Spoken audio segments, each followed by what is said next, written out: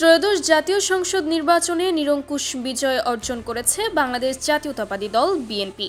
দলের চেয়ারম্যান তারেক রহমানকে উষ্ণ অভিনন্দন জানিয়েছেন ভারতের প্রধানমন্ত্রী নরেন্দ্র মোদী। শুক্রবার সকাল ৯টা ৩৭ মিনিটে নিজের ভেরিফাইড ফেসবুক পেজে দেওয়া এক পোস্টে তিনি এ শুভেচ্ছা জানান।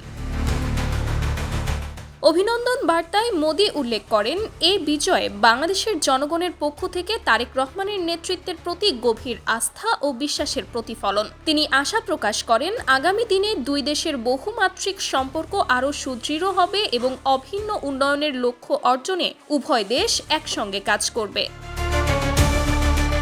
ভারতের প্রধানমন্ত্রী আরও জানান, ভারত সব সময় একটি গণতান্ত্রিক, প্রগতিশীল ও অন্তর্ভুক্তিমূলক বাংলাদেশের পাশে থাকবে। তিনি বলেন, দুই দেশের ঐতিহাসিক ও সাংস্কৃতিক বন্ধন ভবিষ্যতে নতুন উচ্চতায় পৌঁছাবে।